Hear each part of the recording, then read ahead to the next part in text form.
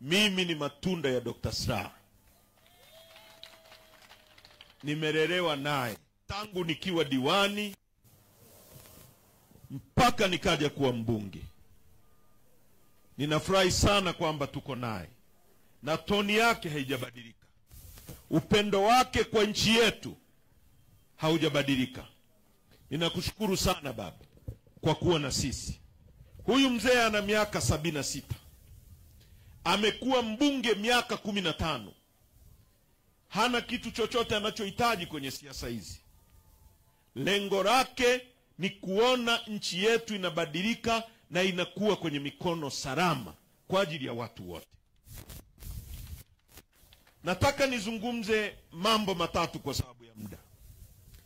Nani miongoni mwetu anaweza kusimama akasema malengo ya kutafuta uhuru wa nchi yetu mwaka 61 tumeyafikia au tuko kwenye malengo hayo? Anyoshe mkono nimuone.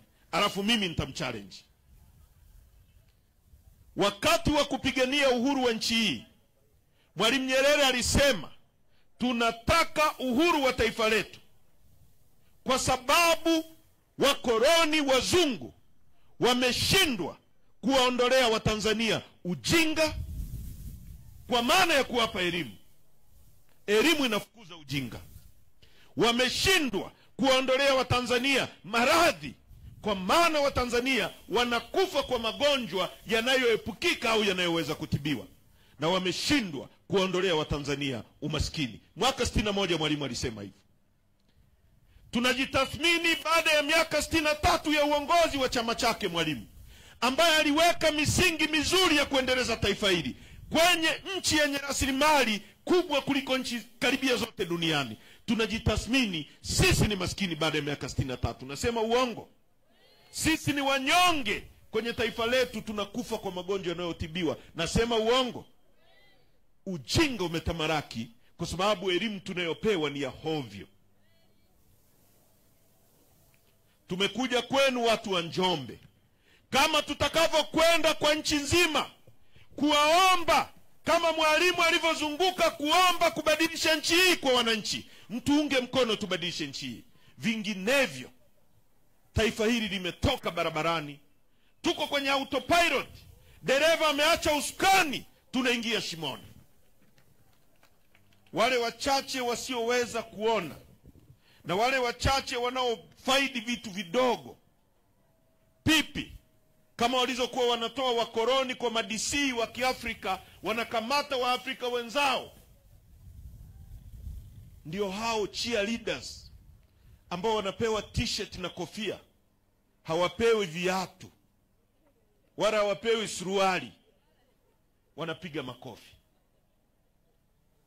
Wanapewa mitungi ya gesi ambayo ikiisha gesi haujui nani atakujazia. Utasubiri uchaguzi ujao mwaka 2030 ndio wakuletee hela za kujaza tena hiyo gesi. Wanapewa kanga na vitenge vimechora Samia. Wanasema nani kama mama?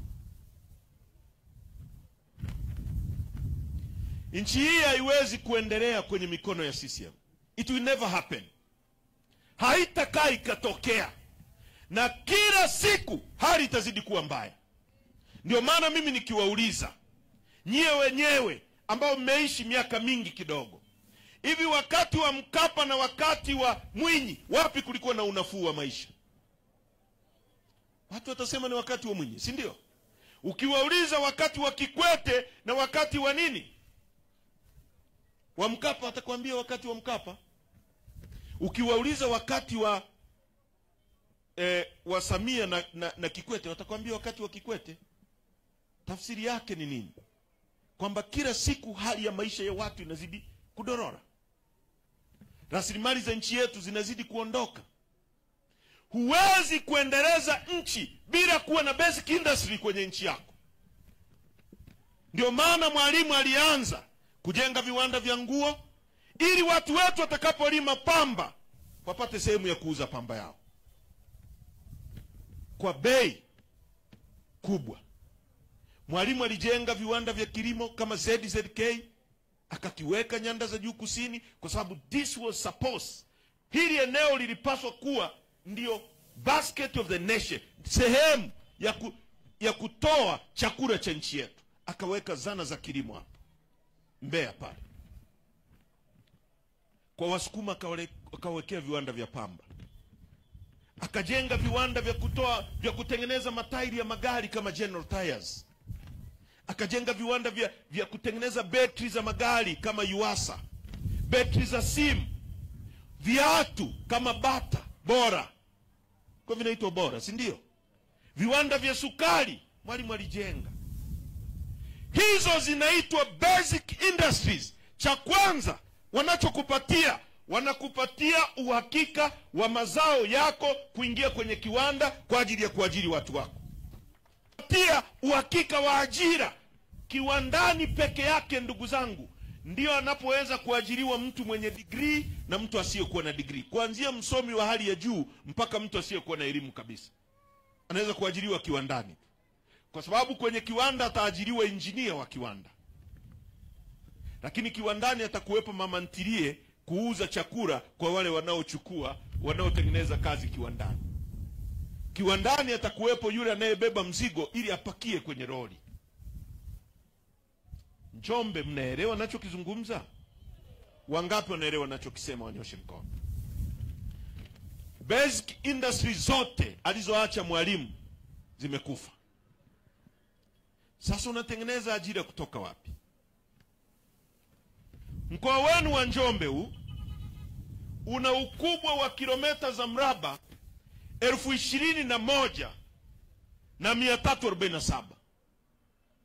Nchi ya Uholanzi mnayoisikia Holland ina ukubwa wa kilomita za mraba 48,000. Mkoa wa Mbeya una kilomita za mraba 62,000. Mbeya ni kubwa kuliko nchi ya Uholanzi.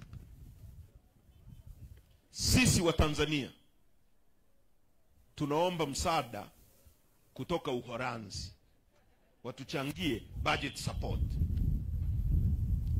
Uholanzi ambayo ni ndogo kuliko mkoa wa Mbeya.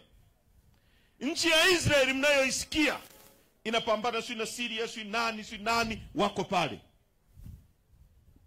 Israeli ina ukubwa wa kilomita za mraba 44,000. Yaani ukiunganisha Njombe mara mbili ndio nchi ya Israeli nzima.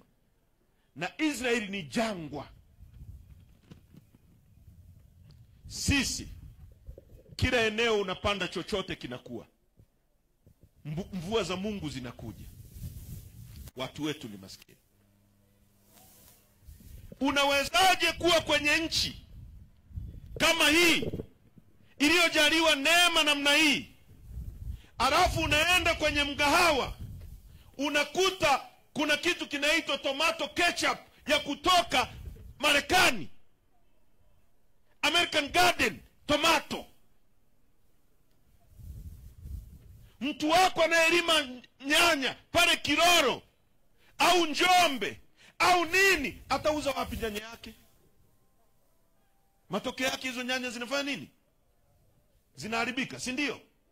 Alafu mtu anakuja na kubania kwamba duniani kote watu hawatengenezi ajira, vijana wanajitengenezea wenyewe. Yeye huyo yuko bungeni anataka mpe ajira, alafu nyie msiwe na ajira.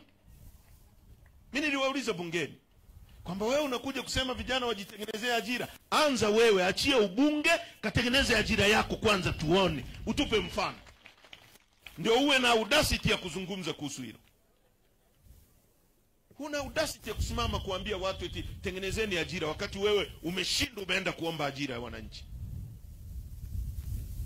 Sasa hao watu wamefika mwisho, wanaua uchumi wa nchi yetu. Nchi ya kwanza duniani peke yake yenye Tanzanite, peke yake ni Tanzania. Nchi ya dhahabu, nchi ya 3 kwa kuwa na dhahabu nyingi duniani. Ya 3, kienda kule kwetu Tarime kuna dhahabu, nenda Geita kuna dhahabu, nenda Kahama kuna dhahabu, nenda Mbogwe kuna dhahabu, nenda Chunya kuna dhahabu, kila kona ya nchi ni dhahabu. Leo nilikuwa naangalia hapo bei ya dhahabu kwenye soko la dunia. Kwa gramu moja, gramu ni 255,000. Gramu, si kama mnikisema gramu mnaelewa. uzito wa wembe. Yaani ukiwa na dhahabu yenye uzito sawasawa na wewe unavunja ka upande mmoja ndio kanafikisha gramu 1. 250,000. Nenda Chunya wamejaa wa China ndio wanachimba dhahabu zetu. Nenda Tarime wamejaa wazungu. Nenda Mbogwe kila kona ni wa China wanachimba dhahabu yetu. Watoto wetu hawana ajira. Hawa vijana wanachohitaji ni serikali yenye akili. Unapopeleka mtoto wako shule, unamfundisha kumasta mazingira yale ulionayo. Ndio maana wazungu wanafundisha watoto wao namna ya kuchimba dhahabu. Wahindi wanafundisha watoto wao namna ya kukata tanzanite. Nyie shuleni watoto wenu wanafundishwa panzi yana miguu mingapi. Wanatoka kule kuja kumiliki dhahabu ya kwenu. In abundance of water a fool is thirsty. Katikati ya wingi wa maji mjinga na kiu. Elimu ya hovyo, viongozi wamechoka, hawana maono.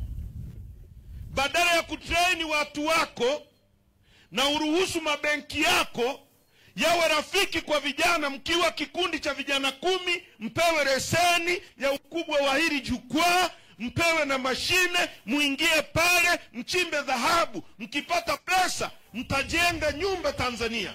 Fundi atapata ajira.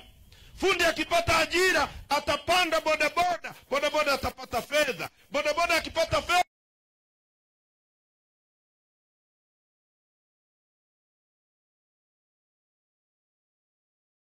atanunua mboga kwa mama. Mama atanunua mafuta dukani. Mwenye duka atapata fedha. Ataajiri mlinzi. Mlinzi atapata fedha. Fedha inazunguka. Thirsty. Tunataka tubadilishe nchi. Na tunataka watu serious watuunge mkono tubadilishe nchi. Miaka 63 ya ujinga imetosha. Anazungumza Rose hapa kuhusu chuma.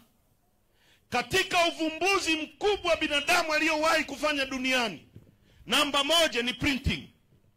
Binadamu alipovumbua uchapishaji na kuandika, ilikuwa ni invention namba 1 duniani iliyobadilisha maisha ya watu, ndio ilileta elimu na kila kitu. Namba 2 ilikuwa ni madawa ya antibiotics. Namba 3 ilikuwa ni chuma. Namba 4 ni engine na namba 5 ni umeme. Ndio invention kubwa zilizobadilisha maisha ya binadamu. Unakwenda Rudewa, tuna chuma Dr. Slaa cha kuweza kutumika ndani ya miaka 100 bila kuagiza chuma popote. Nendeni kwenye Hansard za bunge na sikilizeni hotuba ya waziri kivuli wa nishati na madini wakati wanaanza kujenga bwawa la Mwalimu Nyerere. Mimi ndio nilikuwa waziri wa nishati na madini kivuli. Nikamwambia Magufuli wakati ule, kama unawapenda wa Tanzania, kati ya jambo kubwa utakalowafanyia na ukabadilisha maisha ya nchi hii, kila mtu akaishi vizuri. Nchi hii ina uwezo kwa rasilimali tulizonazo. Kila mtu akakaa nyumbani. Wale ambao hawana kazi, serikali ikao inawalipa hera kama ilivyo Finland, kama ilivyo Norway, kama zilivyo nchi nyingine. Kila mwisho wa mwezi inaingia milioni 1 kwenye akaunti yako. Tuna uwezo huu kwa rasilimali tulizonazo. Tuna uwezo huu. Tuna uwezo. Ndio hivyo wazungu wanafanya, ndio hivyo nchi nyingine. Nchi hii ina uwezo wa kumpa kila mmoja insurance akatibiwa bila tatizo. Tuna uwezo wa kuwapa watu wetu maji ya bomba bure. Tuna uwezo wa kuwapa watu wetu umeme bure kwenye majumba, kwa sababu Mungu ametujalia. Nikamwambia Rais Magufuli, kabla haujaanza kujenga bwawa la Mwalimu Nyerere, cha kwanza tuvumbue chuma chetu. Maana yake ni nini? Tutengeneze kiwanda pale. Kiwanda cha Mchuchuma na Liganga walisema investment yake ni dola za Kimarekani bilioni 3, kama trilioni 7.8. Hapo tayari tungekuwa tumetengeneza kiwanda chetu. Kingetoa ajira kwa watu 60,000 direct employment. Yani walioajiriwa kiwandani tu watu 60,000. Population ya Njombe hapa ni watu wangapi? Acha mkoa. Tukisema jimbo hili 100,000 plus. Tuseme hivi, zaidi ya nusu ya watu wa Njombe mjini wote wangeajiriwa pale na nafasi isingeisha. Labda hapo ndio mtanielewa. Na 10% ya watu wa mkoa wa Njombe wangeajiriwa. Na sisemi kwamba wangetoka Njombe tu, nawapa mfano. Sasa hebu fikiria, watu 60,000 wangeajiriwa wako pale Ludewa. Wangapi wangejenga kule? Hizo barabara za kutoka Ludewa si hapa ndio mkoani? Watu wanakuja kula starehe hapa, wamelipo mshahara kila mwisho wa mwezi. Hebu fikiria uchumi wa Njombe ungechangamka kiasi gani. Kama kuna uzwa chipsi sahani 10, ungeuza chipsi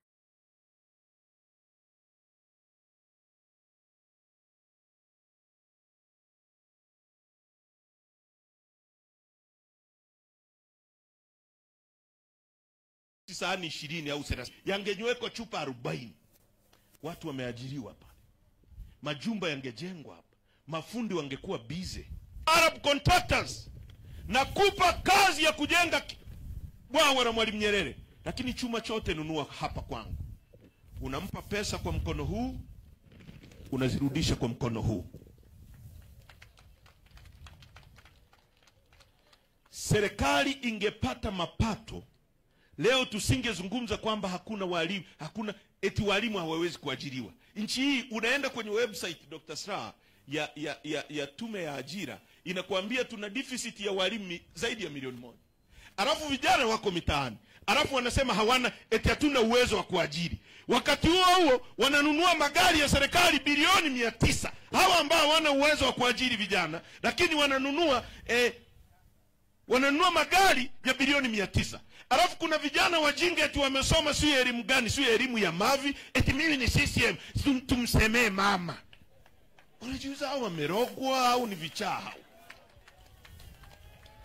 Wanaamini ukijipendekeza ukiwa chawa eti utapata ajira. Hata waangalii watu wa pili, anaamini mimi nikiwa humu nikionekana chawa.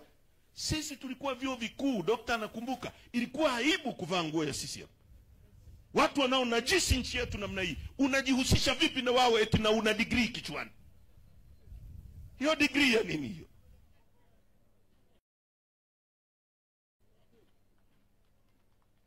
Njombe mnanielewa? Wangapi wanaelewa ninachokizungumza? Asante. Tutaachia watoto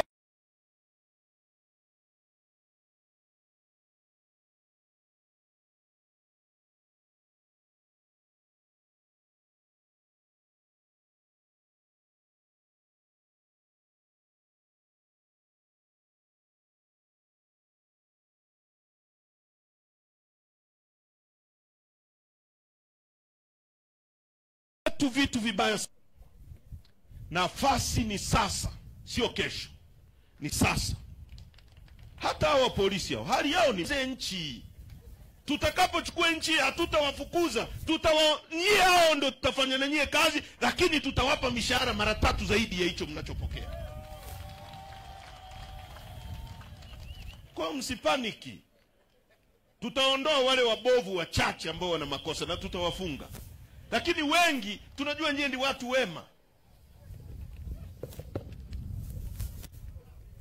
Sasa leo unasoma takwimu za serikali, tumeagiza chuma kama alivyosema Rose cha dola za Kimarekani bilioni 1.2, trilioni 3 kwa mwaka jana. Mwaka juzi uliagiza cha shingapi? Nondo zote zinazojenga, sui machuma ya leri, sui nini, mwaka juzi umeagiza cha shingapi? Mwaka ule mwingine uliagiza cha shingapi? Mwaka ule mwingine uliagiza cha shingapi? Insanity, wenda wazimu. Insanity is keep doing the same thing in the same way and expecting different result. Wenda wazimu ni kufanya jambo hilo kwa njia hizo na kutegemea matokeo tofauti.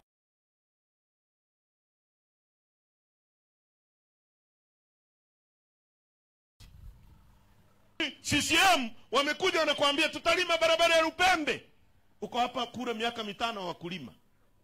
Wakaje tena Mwatini hawalimi na bado unafanya vile vile. Hiyo Albert Einstein anasema ni uenda wazimu, na Mwalimu Nyerere anasema mtu mwenye akili akikwambia jambo la kipumbavu ukikubaliana naye anakudharau. Yaani wewe unaona hiyo ni gari, mimi nakwambia hiyo ni pikipiki, na wewe unaona ni gari na unakubaliana na mimi.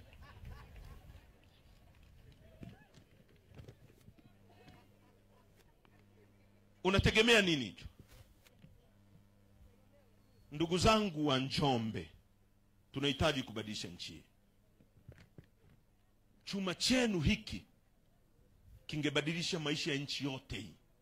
Huwezi kuendesha nchi bila kuwa na viwanda vyako vya kawaida.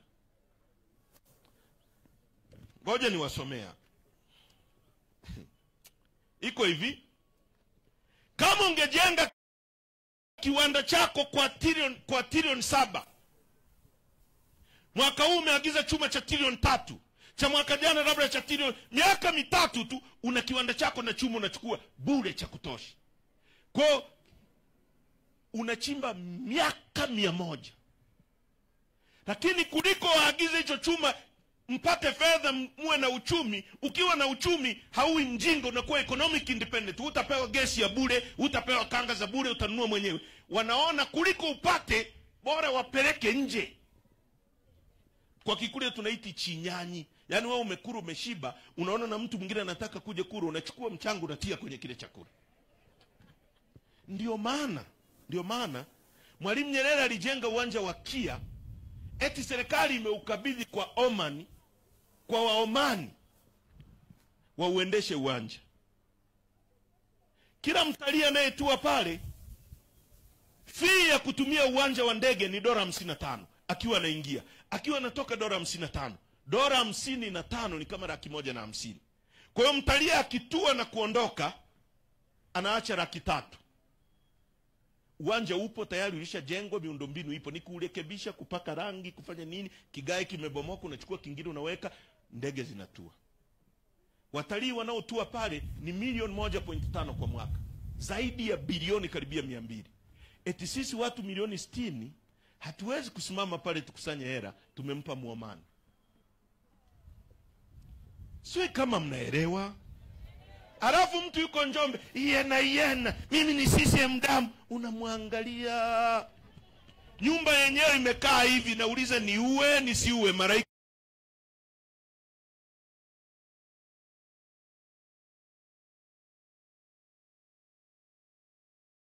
wanasaidia.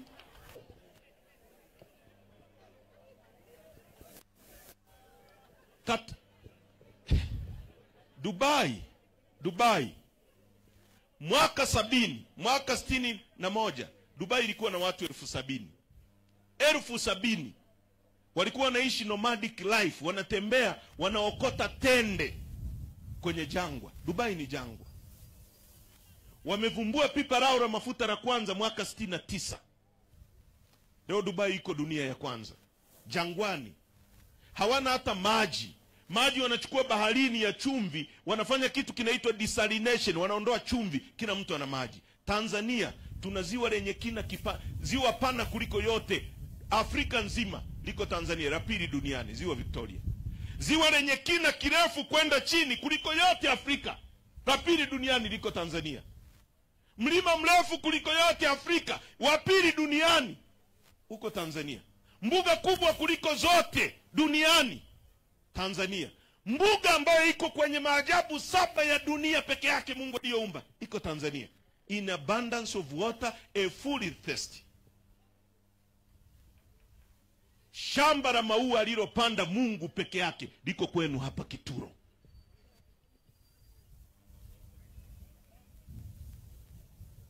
Watu ni maskini, wanalala njaa kwenye katikati ya utajiri.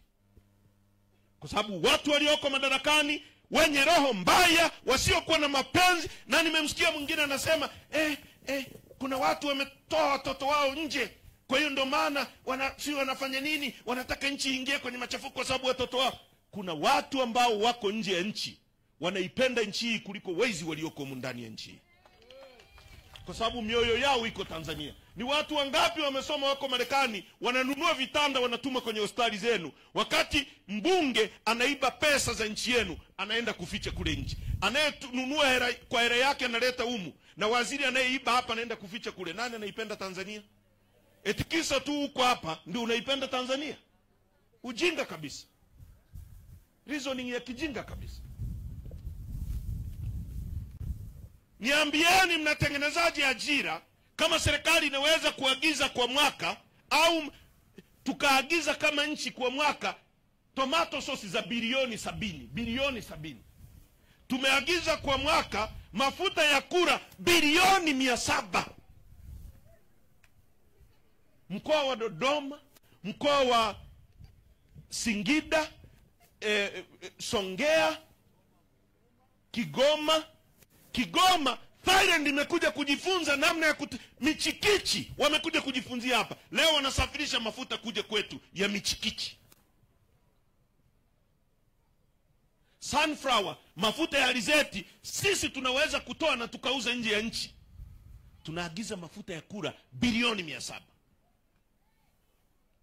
Maziwa bilioni 34. Watu wa Njombe wanahitaji uwape eka moja hivi, kama una serikali yenye akili, inakwenda kwenye kila family.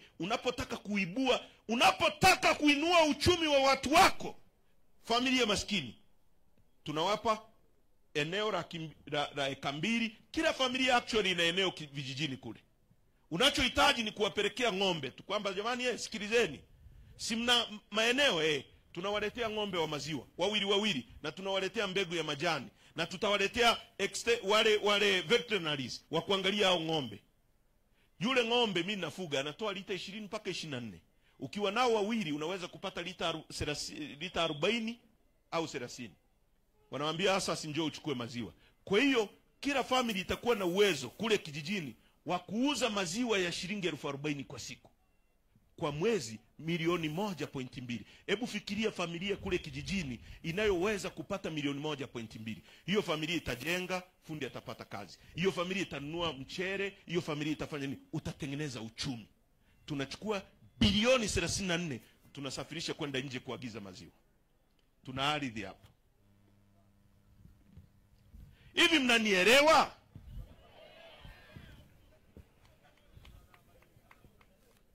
Tumeagiza ngano bilioni 504, nusu trilioni. Makete hapo, watu wanachohitaji ni uwape trekta, uwape maji, uwape mbegu bora, uwape kiwanda cha kuchakata ngano. Watalima ngano hapo, watauza kiwandani, watajenga nyumba nzuri, watasomesha watoto wao.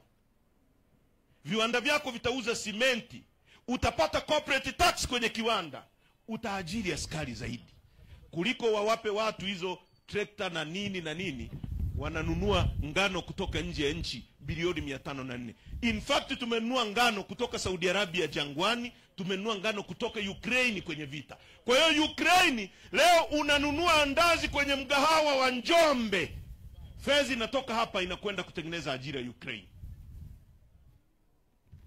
Una viongozi hapo, kuna akili hapo, matope tupu. Na tukisema hivyo wanasema tunawatukana. Tumewatukana au tunasema ukweli?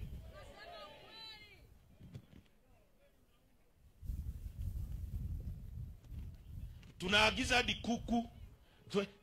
Yaani mama zetu wanauawa na vikoba na mikopo ya kausha damu kwenye nchi ya utajiri hii.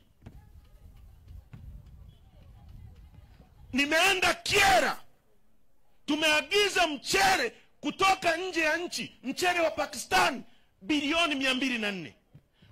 Unaenda hapo Mbarali, unaenda Kiera, watu wanachohitaji ni wewe uwatolee maji ziwa Nyasa, uwaletee kwenye mashamba. Mchere ni siku 90 umevuna, ni miezi 3. Watu wanasubiri msimu wa mvua mpaka mvua nyingine. Ukiwaletea maji atapanda mchere, baada ya siku 90 atavuna atapanda mchere, baada ya siku 90 atavuna atapanda mchere, kwa mwaka atapanda mara 4. Huyu mtu umemkomboa maisha yake, atakujengea nchi yako kwa kununua simenti, kwa kununua mabati, kwa kununua gari, kwa kununua nini. Miaka ya 70 Mwalimu alijenga kiwanda cha General Tyres. Mimi nimekuwa, babangu alikuwa na gari, tunanunua tairi za General Tyres. Leo bodaboda zimejaa kila sehemu. Sui bajaji, tunaagiza tairi kutoka China. Tunachukua hera kutoka Rupembe, tunaipeleka China kuagiza tairi. Hatuwezi kutengeneza hata spoku ya bodaboda. Toothpick tunaagiza China. Magogo yako hapa. Tunaagiza furniture. Watu wa Rupembe wanalima mbao, Njombe wanalima mbao. Leo tungetengeneza viwanda vikubwa vya mbao hapa vya kutengeneza furniture. Tungepiga marufuku uagizaji wa furniture kutoka China. Mbao zenu zingekuwa na bei. In abundance of water, a fool is thirsty. Ndugu zangu, tumekuja kuwaomba. Haya mnayajua. Hali za hospitali zetu mnazijua. Hali za maisha yenu mnazijua. Kwenye utajiri huu, nikisema leo tunahitaji kwenda mbinguni, lakini shilingi 100,000 barabara hii hapa, wengi mtaenda motoni hapa. Nasema uongo? Kwamba kiingilio laki kwenda mbinguni, wangapi mtaenda hapa? Babu, ukichomoka familia yako utaiacha inaenda motoni. Kwa sababu hali ni mbaya. Tuungeni mkono. Tunaweza kubadilisha hayo kama kura ya mwananchi itakuwa na nguvu. Kwa sasa kura yako haina nguvu. Tumefanya hivyo kwa chaguzi 3 wanaiba. Sisi Chadema tumesema no reforms, no election. Ili unapomweka rais madarakani, ajue ukicheza na uchumi wa nchi yake, ana miaka 5 tu utamchomoa. Ili ukimweka mbunge madarakani, ajue kwamba asipokusemea bungeni kuhusu chuma chako, kuhusu barabara, akawa mpiga makofi, ajue miaka 5 inayokuja anaenda nyumbani. Ndio maana tumekuja kuomba kwamba mtuunge mkono kwenye no reforms, no election. Tubadilishe, hakuna mabadiliko, hakuna uchaguzi. Tubadilishe sheria za uchaguzi, tuwe na uchaguzi huru na haki. Watu wapange, wapige kura. Kama mnamtaka Heche, awe Heche. Kama mnamtaka Samia, awe Samia. Hapo twende uso kwa uso, mtu kwa mtu. Sio uchaguzi ambao CCM wanaiba kwa kutumia polisi. Na kila siku wanasema wana nguvu, si ndio? Si wanasema wana nguvu? Si wamesema wana wanachama wengi? Sasa kwa nini mnaogopa uchaguzi? Si nyie mna uchaguzi, mnakubalika, si ndio? Kila siku wanatuambia nani kama mama. Wamefanya kampeni miaka si mingapi. Mama hauziki.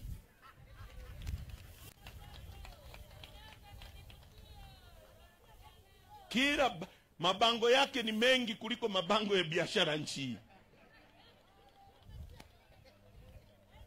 Kila kona bango la mama. Kama mnakubalika, tuwekeni uchaguzi huru na haki, tuwanyooshe muone. Wanaweza? Wanaweza? Wangapi wanasema hawatuwezi? Kwa hoja hizi wanaweza? Wakija hapa, si mambo mawili. CCM juu zaidi. Juu mnatafuta nini? Matatizo ya wananchi yako chini hapa. Sisi tuko chini hapa, hatuna barabara, hatuna maji, hatuna umeme. Nyie juu zaidi mnatafuta nini huko? Anakaa Mungu huko. Tunawataka tuwashushe hapa chini hapa. Waje na hoja, watuambie kwa nini hakuna ajira kwa watu wetu. Watuambie kwa nini wameoa viwanda ambavyo, kwa nini wanatoa fedha zetu kwenda kununua vitu nje wakati tunaweza kuvitengeneza hapa. Hayo ndio tunataka majibu. Sio ujinga ule makara nao sema eti sijui Chadema wananunua virusi vya Mpox, sio na Ebola. Ebola inauzwa duka gani makara? Shanzi kabisa. Watu wa Njombe, mkiunge chama hiki mkono. Hiki ndio chama chenu kitakacho wabadilishia maisha yenu. Siasa sio mchezo. Siasa ni maisha yako. Na sisi kwa sababu chama chetu ni cha wananchi, tunataka kiendeshwe na wananchi wenyewe. Hatuna fedha kama Mwalimu ambavyo hakuwa na fedha, na hatuogopi kusema hivyo, kwa sababu sisi hatuko serikalini, hatuna fedha za kuiba. Tunataka mchango wako wa shilingi 100, 200, tuweke mafuta, tupeleke injili ya ukombozi vijijini zaidi. Tuweke tairi za magari, tupate namna ya kulala. Mimi nimetoka kwetu ni Tarime, hamjanipa hela nyie watu wa Njombe, nimelala hapa ili niwaletee message ya ukombozi. Nani anaweza kusimama akasema hii message tulioacha hapa sio ya muhimu? Wote mnasema ni ya muhimu. Tunahitaji mshiriki katika kuendesha chama hiki. Tuna njia zetu, mtapewa vipeperushi hivi msome. Tumeanzisha kitu kinaitwa tone tone. Mnisikilize kwanza, mnaogawa tulieni. Inaeleza kwenye mitandao yote. Ukiwa na Vodacom, inaeleza hapo, unabonyeza *150 *00 leri. Unaenda namba 4, lipa kwa M-Pesa. Unaingia namba 5, malipo ya kujirudia. Unaenda namba 1. Kwenye malipo ya kujirudia hapo unaenda namba 1. Unaenda namba 5, namba ya kampuni. Unachagua namba 3. Namba 6, namba ya kampuni unaweka 1 1 1 3 3 3. Wanakuambia weka kumbukumbu ya malipo. Unaweka hiyo hapo 1 2 3 4. Unaweka kiasi. Alafu namba 9 watakwambia weka jina. Unaandika neno Chadema kwa herufi kubwa. Sasa unachagua hiyo namba 10, ndio ya muhimu. Unachagua malipo ya kujirudia. Tunatamani kila mtu ajiunge either kwa wiki, hata ukiweka shilingi 500 kwa wiki, au kwa mwezi, au 1000 kwa mwezi, au 2000 kwa mwezi. Hatuhitaji kubwa, ndio maana tunaita tone tone. Tone la Njombe, tone la Tarime, tone la Lupembe, tone la Mwanza. Mvua inakuwa kubwa ya kuiondoa sisi madarakani mwezi wa 10 ili tupate nchi tunayoitaka. Kwa hiyo unaweka kama ni kwa mwezi, kile ikifika mwezi simu yako itakukata automatic shilingi 1000 uliyoandika au 2000 uliyoandika. Alafu unaweka sasa kuanzia tarehe. Kwa mfano tarehe ya leo ni tarehe ngapi? 26. Mwezi wa ngapi? Wa 3, mwaka 2025. Unaandika. Unaweka tarehe ambayo unataka ulipe mpaka. Kwa mfano unaweza kuamua uweke mwaka mzima. Unaandika tarehe 26 tena, mwezi wa 3, mwaka 2026. Weka namba ya siri, weka 1 kuthibitisha. Muamala umeenda. Kama ni 1000, wale wenye 10,000, wenye 500, wenye shilingi 100, usione aibu. Na Airtel hivyo hivyo. Sasa nataka wote mshike simu, twende. Kila mtu atoe mchina wake mfukoni. Ashike hapa tuone. Tuanze kudemonstrate.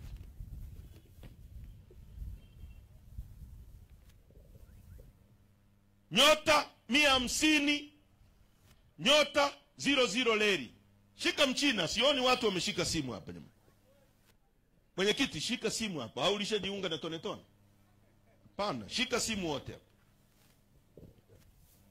Hiyo ni kwa wale wanaotumia Vodacom. *150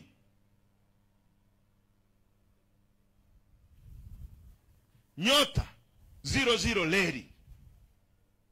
Umebonyeza? Twende lipa kwa M-Pesa, chagua namba 4 hiyo. Umechagua namba 4? Simeingia na lipa kwa M-Pesa, mmeenda hapo? Haya. Ingia malipo ya kujirudia. Chagua malipo ya kujirudia pale namba 9 pale. Malipo ya kujirudia. Si umeona malipo ya kujirudia? Umechagua namba 9. Haya. Chagua namba 1. Weka malipo ya kujirudia. Namba 1. Umechagua? Wanakuletea, angalia namba 3 hapo. Chagua namba 3. ambayo inasema namba ya kampuni. Umechagua namba 3. Haya, ukichagua namba 3, sasa hiyo namba ya kampuni wanayotaka uweke, weka 1 1 1 3 3 3.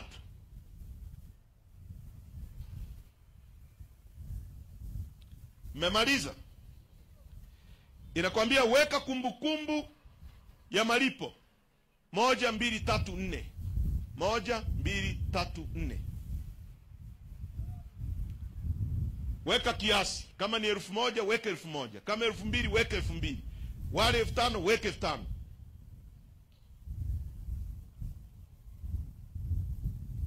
Memaliza? Haya, bonyeza. Inakwambia weka jina la malipo. Jina la malipo, andika neno Chadema kwa herufi kubwa. Chadema. Alafu ubonyeze.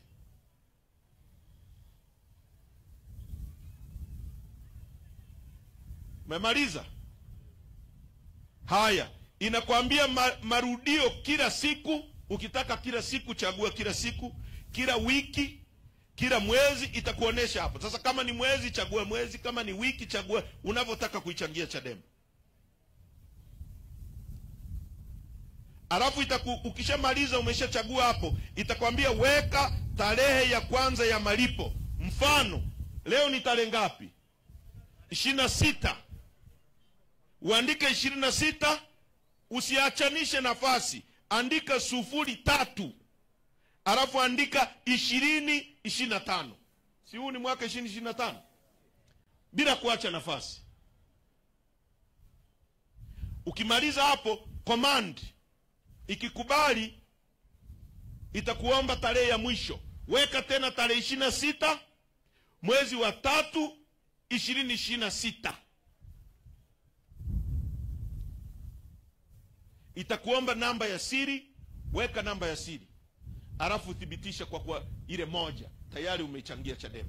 Wa Airtel geuzeni upande wa nyuma, wa nani geuzeni upande wa nyuma. Wale wanaotaka kuchangia moja kwa moja kwenye Voda, namba yetu ukitaka kutuma moja kwa moja kwenye Voda ni 0744 44 6969. Itakuletea jina Chadema HQ kama unataka kutuma moja kwa moja. Na sisi tutakuwa tumepata mafuta ya kuendesha chama hiki na ili kiweze kuwa sauti yenu. Tukiruhusu chama hiki kitekwe na fedha za mabepari, hakitakuwa sauti yenu, kitakuwa sauti ya mabepari. Sijui kama mnanielewa? Mmenielewa vizuri? Haya, kunja ngumi sasa, tuagane, tuna mkutano Makambako. Kunja ngumi. Na kila mtu apate kipeperushi na petition. Tuna saini kwenye makaratasi meupe hapo. Kila mtu ambaye anasema tunataka mfumo wa uchaguzi ubadilishwe saini hapo. Hizo karatasi tutazipeleka Umoja wa Mataifa. Tumezungumza na mabalozi, mliona. Tumeenda Kenya, tumezungumza na Raila Odinga, tumezungumza na viongozi wa dini. Hii kampeni sio ya Chadema peke yake. Hata mwana CCM anayechukia ujinga huu wa nchi hii, na yeye ni sehemu yake. Hata polisi saini kwenye petition, kwa sababu hawatajua kwamba wewe ni polisi.